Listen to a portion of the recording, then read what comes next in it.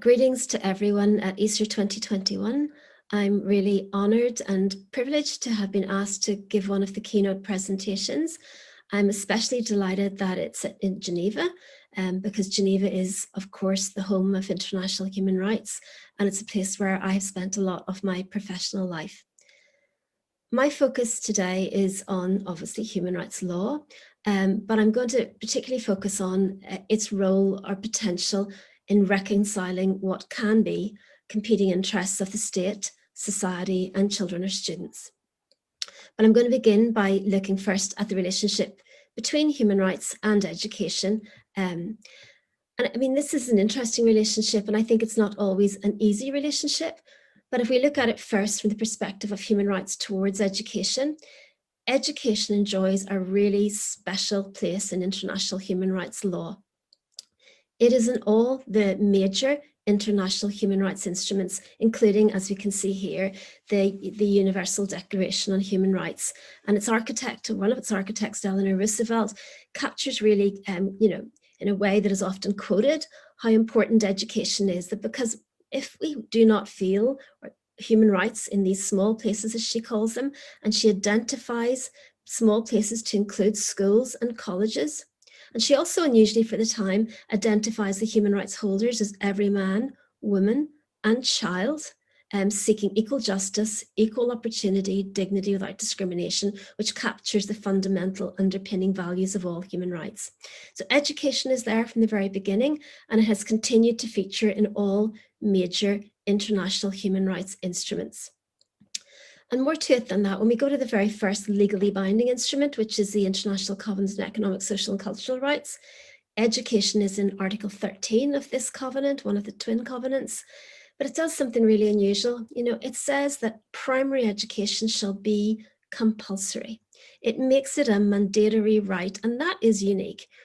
All of our human rights, and we enjoy many, but we have a choice about whether to enjoy them. Every other human right we have, we can decide that we don't want to exercise it, that we don't want to have privacy, that we don't want to access healthcare. But in this case, education is made compulsory, and that makes it something of an oxymoron, a mandatory right. But what's interesting to me about this is actually it underlines the significance of the right to education for all other human rights. When this is justified, when it's discussed and justified, what is said is that the reason that it is compulsory is because it is considered that an individual cannot enjoy fully any of their other human rights without education. So education is this crucial passport to the enjoyment of all human rights. So from the human rights law lens towards education, education is incredibly significant and important. Whenever we go backwards then and we look at educational research and its view or aspect in human rights, we get a much more mixed picture. This is my take on that. And what I see is really three things. I see a group of scholars who really work within the area, who have adopted it. And I have to say, no more so than ECER's own Network 25 and children's rights.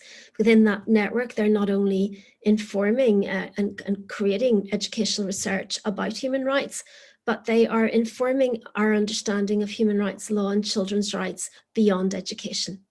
So adoption is one group.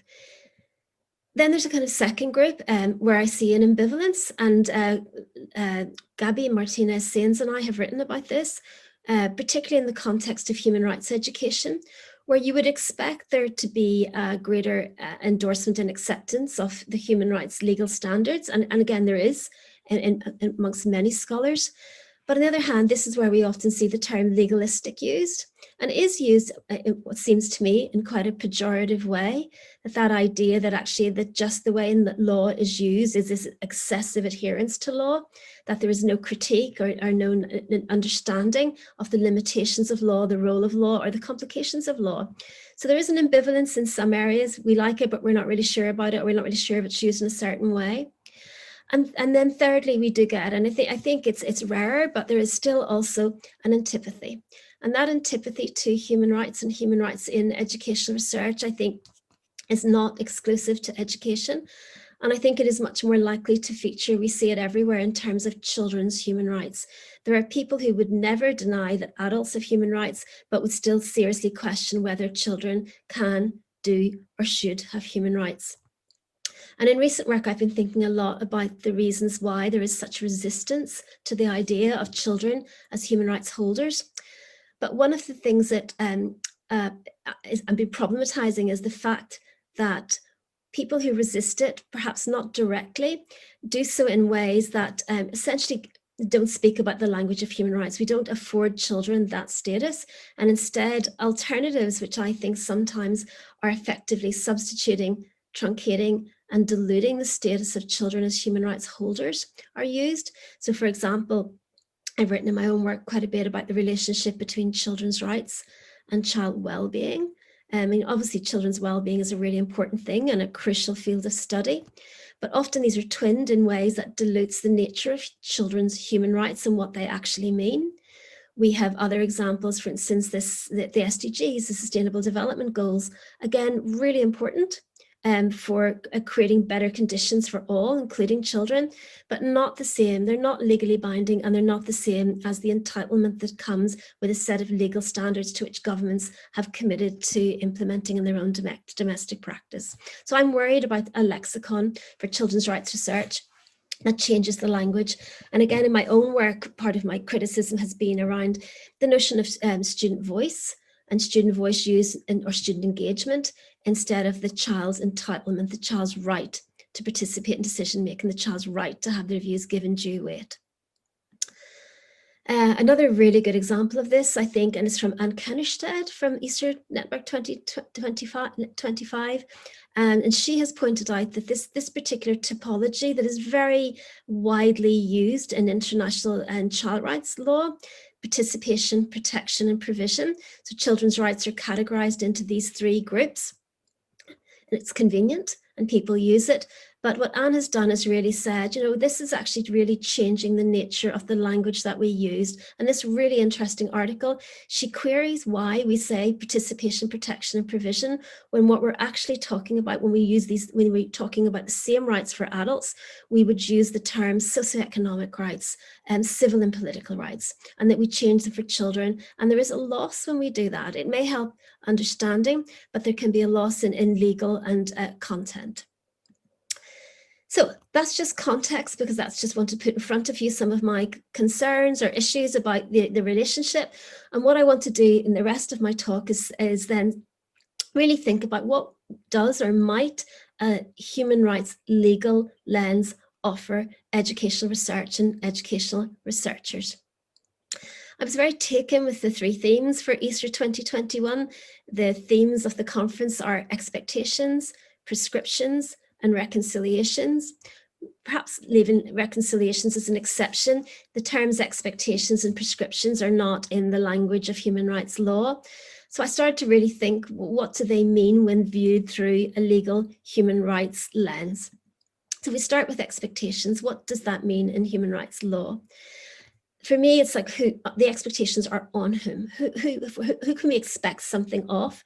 And in human rights law, it's really clear that the expectations are on governments. The expectations are on the states parties who have ratified these international conventions.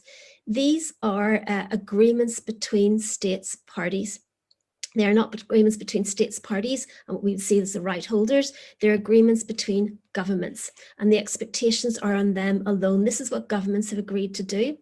And I love the concept that Catherine Federle uses about what she says is rights flow downhill. And that's how we see it. We see it's not that children can't claim their rights upwards and that they shouldn't be encouraged to do. I'll come to that. But as it stands, rights flow downhill. They go from state to the people living within the state and not up the way. Now that is a bit of an issue, the very fact that these are agreements between states, because they are usually politically negotiated compromises, and the right to education is no exception. That's why we only have, for instance, a right to free primary or elementary education, because states don't generally agree to something that they can't deliver, and not all states are in a position yet to deliver that. Katarina Tomaszewski, she was the very first UN Special Rapporteur on the right to education. She was quite harsh about it. She says that actually these standards are the bare minimum to which governments have grudgingly agreed. And I think, there is an element of truth in that. They don't. Some governments will most certainly have grudgingly agreed to do it, and some governments will be grudgingly agreeing to implement it. But there is more to it. And I think education is a bit of an exception. Not in terms of the right of access to education, where you can see the limitations and restrictions. But when we look at the stated aims of education and human rights law, they're ambitious. They really are ambitious, probably because, in a sense, governments were more likely to agree to ambitious aims and less likely to agree to specific agreements around access. But they are politically negotiated compromises, and that's what we live with. Secondly, whose expectations? When we think of expectations, it's not just who are they on, it's who can have these expectations. And in our context, it is children. Children are the rights holders under these international human rights treaties in terms of education. And it's their expectation about what government has promised. And they should be put in a position where if government does not deliver, that there is a remedy, that there is a way of that being monitored, there's a way of that being evaluated, and there's a way in which they can complain and seek redress. What there definitely isn't is any expectation on them beyond the normal that we're all encouraged to respect other people's human rights.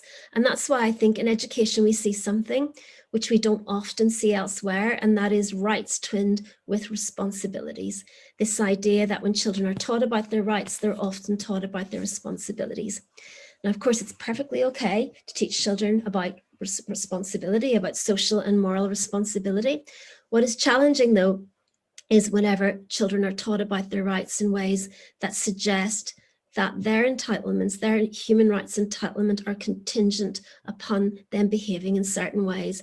And that was UNICEF used to use this little book of children's rights and responsibilities. And it was really deeply problematic because it conveyed that rights were contingent. If you have a right to food, that you would have a duty to eat healthily, that, if you have a right to education, you have a duty to work hard. And the reality of human rights is that even whenever children do not act responsibly, they are still entitled to enjoy their human rights.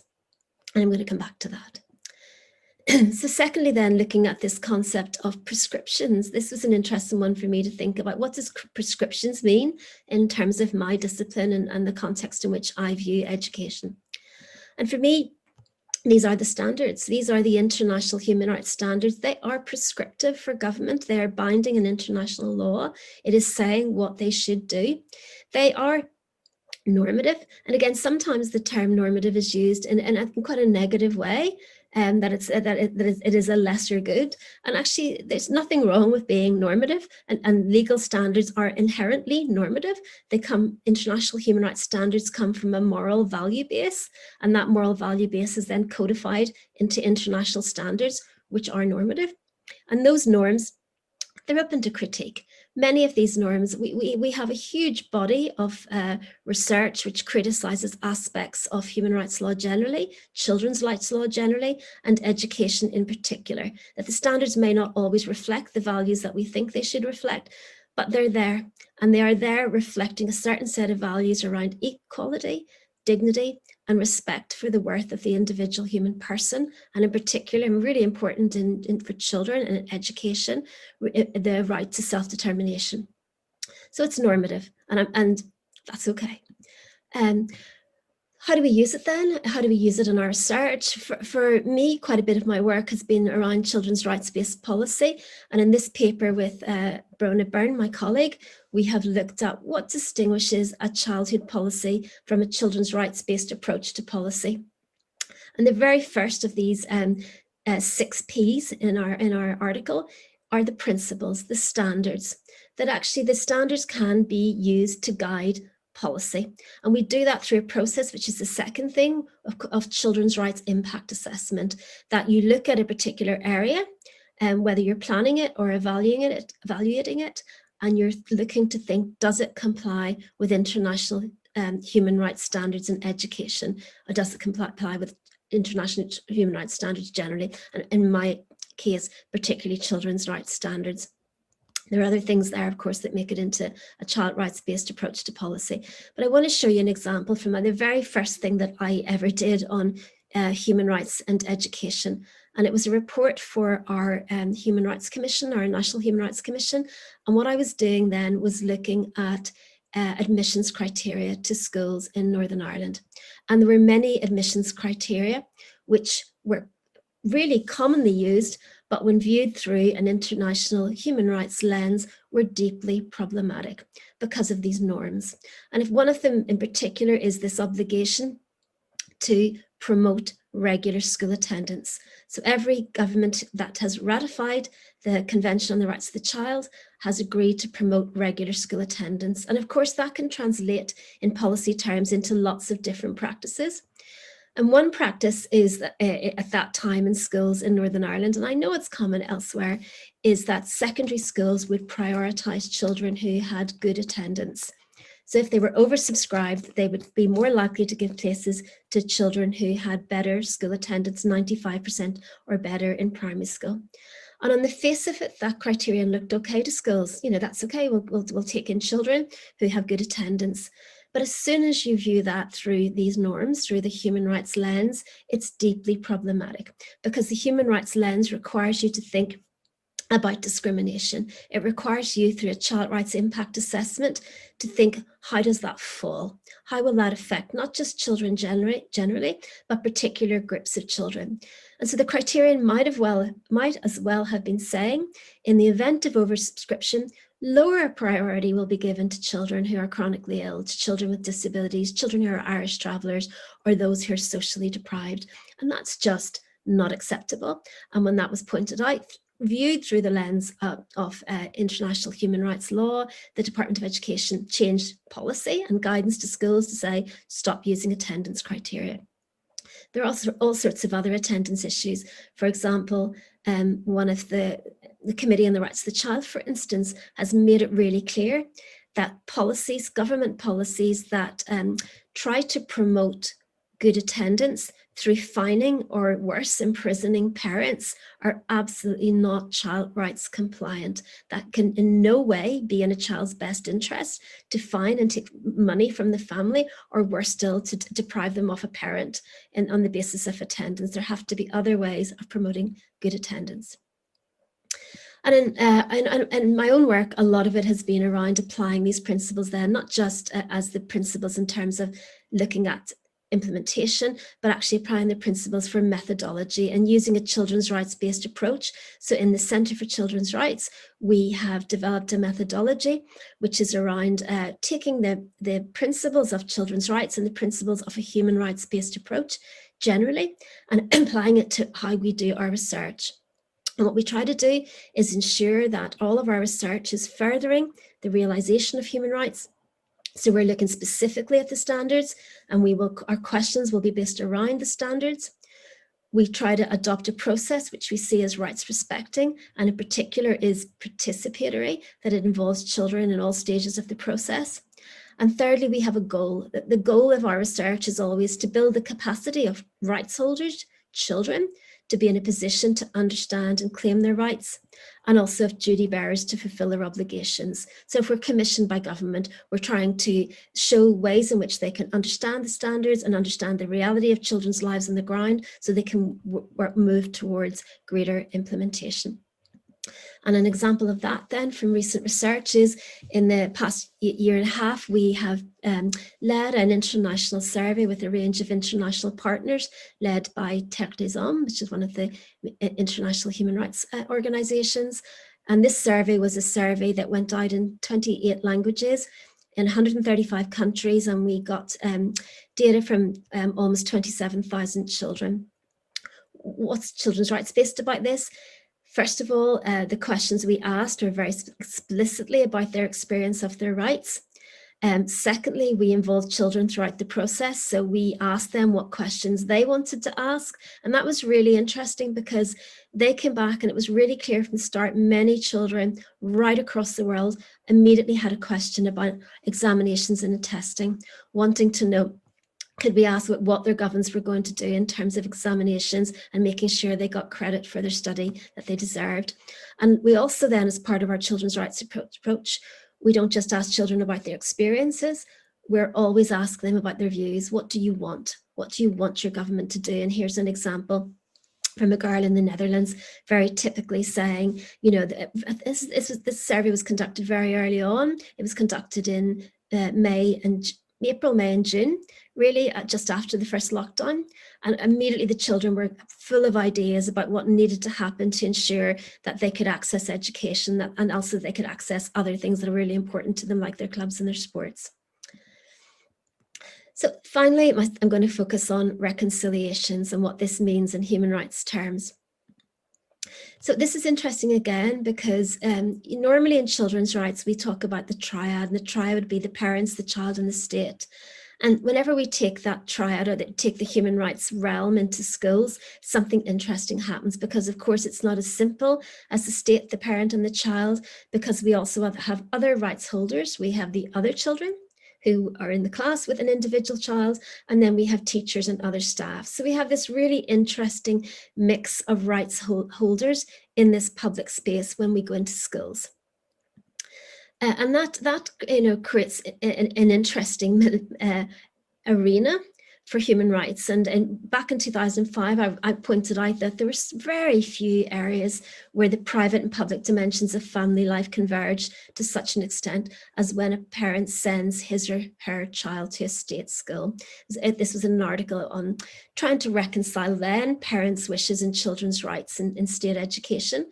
I would rewrite that article today. I think looking back, it was a little paternalistic. My end point was really starting with going, we should do what parents want, provided that it doesn't interfere with the child's rights and the child's wishes. Now, I think I might flip that and start with the child's wishes, but that paper has yet to be written. But what we've seen is actually the European Court of Human Rights has ended up dealing with lots of these cases. And this is a recent one against Greece, a very typical one, where a family wanted to exercise a right of withdrawal from religious education. And there have been a series of these cases over the years where parents don't want their children to attend a particular form of religious education. This case was interesting because the parents were concerned about the declaration that they had to make to say that they were not Greek Orthodox, and the state was supportive of that and them, and critical of the process that had been adopted in terms of its interference with their rights, the parents' right to privacy and family life. But this is the original case, and I just want to show you the kind of dilemma that goes on whenever rights are being reconciled. We're thinking about reconciling competing interests. And this case is a kind of foundation case in the right to education in terms of the European Court of Human Rights. It's called Kjellsen Buskmadsen Pedersen in Denmark. It's usually referred to as the Danish sex education case. Again, there have been a number of cases around sex education as well as religious education. And this is just a short abstract from the judgment, 1976 judgment of the European Court. And you can see what they're trying to do with my highlighter. They're looking at what's important for the pupil, that they need to have the sex education to be able to take care of themselves. They're looking at what the democratic state might do in the public interest. And then they're specifically looking at family. They're having to weigh up that it will not affect the rights of parents to enlighten and advise their child. So all of these things are always in the mix, and they often end up in the courts, sometimes in the European Court of Human Rights and sometimes in the domestic court. And that's unfortunate, that really, it's really important there is a court process when things go wrong, no right without a remedy. It's also like it would be much better if we were able to get these things right at the domestic level, within schools, within national policies, so that schools never have to end up defending these things in court. And this is something that Jenna Gillett-Swan and I have been working on, thinking up a way, what can we do to have a framework? That means it doesn't always end up in court or in contention, that schools in themselves are able to adopt and use human rights standards, but also a human rights-based process for reconciling competing interests. And we've said, it's really important because these things are coming up. They're inevitable. They're coming up in our classrooms in all sorts of ways all the time, and they will continue to do so. We're going to see it now in terms of vaccinations. But every case, there's going to be a need to identify what's at stake for the individuals and how can we provide schools with a reasoned approach to addressing this in ways that are fair and transparent. And we are suggesting in this recent article in the Oxford Review of Education that human rights law offers a principled framework that helps us to better understand and unpick what is actually at stake whenever these conflicts occur. And what we're suggesting is we've called it a 3C framework, and it's a model. It draws an established international human rights theory and practice for the balancing of conflicts of rights or the resolving of conflicts of rights. And what we're saying is that there are 3 stages in this process.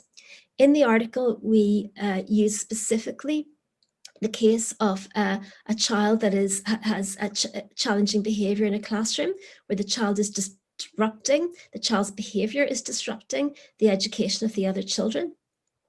And what we're seeing is that often there appears to be a rush to say that the rights of the many outweigh the rights of the few. And because the one child is disrupting the education of the other 29, then that child must be excluded and must leave education. So many outweighing the rights of the few. And we're very critical of that position as just a default position, because it doesn't sit with an international human rights approach. It's a utilitarian approach. It's not a human rights-based approach. And what we're saying is that to adopt a human rights process, it's really important to start by classifying what are the rights at stake for all stakeholders. So that could be the child whose behavior is challenging. We're looking particularly if that child has educational needs. And in particular, that child will then have a right to inclusive education. And it's really crucial to ensure that, in fact, there is a conflict of rights, and that what is not happening is that the child's rights are not needs are not being met. Their entitlement to support is not being met. And that is why there is this behavior that is disrupting other children. If that is the case, the human rights answer is to make sure that the child gets what they're entitled to, so that they're able to stay within the classroom to start with. But even if a child then is getting everything possible, and there's still disruptive behavior, again, we don't simply go to saying the rights of the many outweigh the rights of the few. The first stage should be to try to compromise. And we look at that in terms of saying, what's the sacrifice that can be demanded here from both sides? So it can be a good thing for children to have to deal with some disruption in the classroom, to make sure that their classrooms are inclusive, because that's good for them and good for everybody. And we need to look at how we can manage that. It may be that the child cannot stay in the classroom all the time. There are certain classes that are challenging, and there may be times the child might need to be removed and go elsewhere. But what you're trying to do is, in the first instance, is not just say the child can't stay and the child's excluded from the school. If the behavior continues to be very disruptive or dangerous to children or to teachers, again, then we may have to choose. And again, that requires a balancing exercise. But the legal tests are that if there's a decision being made to remove the child from the school, to exclude a child because of these behaviors, it should be necessary, absolutely necessary, and it should be proportionate. Those are 2 legal tests, and asking those questions again might result in an answer saying, well, actually, it's not necessary because this is what we can do, and actually it's not proportionate, and how can we handle it in a different way? And then finally, if the decision is made that a child can no longer stay within a mainstream classroom and they're being removed, what a human rights-based approach says is that child does not lose their right to education at any point. They must still receive education. And not only that, they continue to be entitled to enjoy a right to inclusive education. So there should be every step taken to ensure that the child returns to the classroom as soon as possible. They don't lose their right to inclusive education. Their enjoyment of it may be affected on a temporary basis, but there should always be efforts made to ensure. It's what's called, Waldron calls successive waves of duty. Your rights don't stop just whenever they're balanced out because of somebody else's. You still enjoy them, and there should still be efforts made to ensure that they're secured. Okay, so what we're really suggesting then is that in terms of reconciliations, human rights law, it won't always give an agreed destination, but what it always does is it provides a moral and a legal compass. It explains what these standards, these norms are. These value-based norms say this is what we're heading for, this is what's important for this child, this is what's important for that child, for teachers, for parents, and it lets us articulate that and begin the conversation of affecting reconciliations whenever there are competing demands and these seem necessary. Doing that always, and this is the other thing that a human rights-based approach always does, that it must be done with human rights holders. And again, most of my own work in this area has been around the child's right to be heard, participation rights, and in particular, a conceptualization of Article 12 of the UN Convention on the Rights of the Child. We can't do it without involving children. And in my work, I've suggested that voice is not enough, that there needs to be space, voice, audience, and influence. The diagrams I'm showing you there are taken from the recent Irish National Framework on Child and Youth Participation. Ireland is not the only country to have a national strategy on child and youth participation, but its strategy is one of the most comprehensive, covering every area of children of public life. So every aspect of children's education, all the major education actors from the Department of Education to the Curriculum Council right through are committed and have definite actions on ensuring that children are heard. And the other diagram there is a tool that I really love that has just been published in this new framework. It's an everyday spaces checklist, and this will be going up in a poster for classrooms, and it's been co-created with teachers and social workers and early childhood care workers and Gardaí and everyone, to say these are just simple questions to be asked to ensure that whatever is happening in the everyday space, that children's views are taken into account, and that is crucial to a human rights-based approach.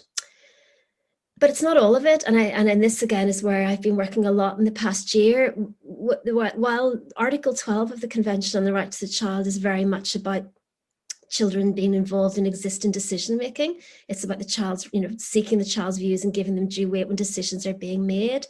We have this reality now that there is lots of spaces where children aren't waiting for decisions to be made, that they're acting for themselves, and that there are lots of child and youth-led movements. We see it very publicly in the environmental protest movement, Fridays for the Future, etc. But there are children all over the world and all over Europe who are campaigning for change in all aspects of their life, and including in their schools. And last year I wrote this guide on child human rights defenders and how we protect children who choose to act to promote their own rights or the rights of others, because we see that those children often meet a lot of resistance because they're children and because they're promoting human rights. And of course, there are very high profile examples of that, including Malala Yousafzai and the young people who are campaigning for gun reform after Parkland. But those children do meet forms of aggression, resistance, abuse, or just are not allowed by parents, by teachers, by others. And what this guide is doing is looking at what's acceptable here, what are their legal human rights, and how can schools in particular, who play such a crucial role, and children in the research we did in this told us how important schools were in terms of learning about their rights, in terms of enabling them to exercise their rights in all sorts of ways. And then one example from this year for me that has been really very significant for me personally, and that was watching a local student-led movement in Northern Ireland who formed in reaction to Department of Education policy after COVID in the lockdown, and in particular, like the students I talked about in our coronavirus survey, COVID under 19. Very concerned about examinations, as many children across Europe were very concerned about how they were going to get awarded for the work that they had done. And they set up a little, it's very small initially, student-led movement to campaign about exams. They had a hashtag Trust Our Teachers. So they're very strategic about pointing out that this is not us and them, that teachers' human rights, teachers' interests and children's interests are often aligned. And what they've done since then, and I think this is where we have to watch it as an educational research community, is that they conduct their own research. That whenever they start a campaign, they don't go and read what we're writing. They start fresh, and they do student-led research. And in this case, I'm giving you an example of their very first piece, which was on student councils. So they did a research survey, study, and focus groups that by themselves on student councils. and they talked to lots of people who were involved in student councils in Northern Ireland, and they captured an honesty, and a directness and an abruptness that they might not have, been shared as well with adult researchers, I think. And they created not just their findings, but then every time they created their own policy guidance. And this one, they're calling it Student Councils That Work. And this is their perspective on what's wrong with student councils and what would make them work. And I think the future, this is how we in the human rights and child rights community often do our research, the children's rights-based approach, working with children or supporting children who want to do it, or working from data that children have created in this instance. And I think the human rights-based approach, human rights law and education, this is another area where we're going to see development. We're seeing it all over the world in terms of student protests and the information and data that they need, the information and data that they create, and the information and data that they want from us. So to conclude, the picture I showed at the start is the roof of the Human Rights and Alliance of Civilizations room. That's what it's called. It used to be called room XX, room 20. And it's stunning. It's stunningly beautiful. When I'm in Geneva and I'm in the Palais de Nation, you want to go and take a tour and have a look at this roof. And the roof is potentially a metaphor for me for education and human rights research. I was in the law school for the first half of my career. I moved to education in 2003. So the second half of my career spent in education, now in a School of Social Science.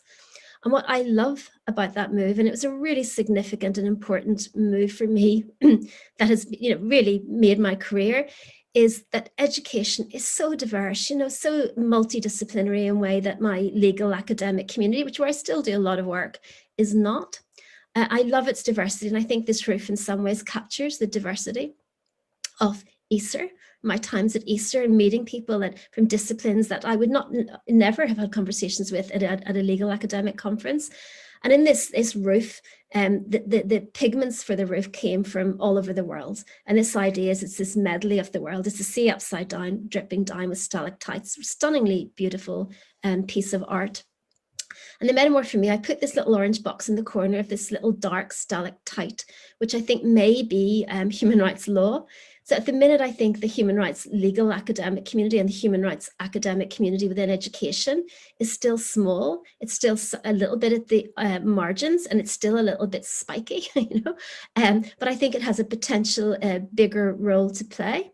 I think it's a very welcoming community, no more so than the ECER's Network 25 on children's rights, who are just a lovely bunch of humans to deal with.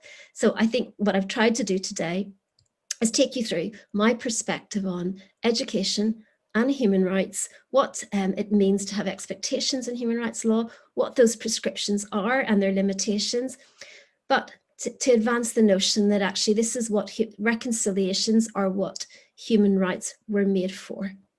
Human rights come into their own when there is conflict. We don't have to think about our human rights when we enjoy them, and when we don't enjoy them, they're a place to go to help us think through, imperfect as they are, they're a place to think through what is significant for each of the actors so that we can attempt to effect a reconciliation.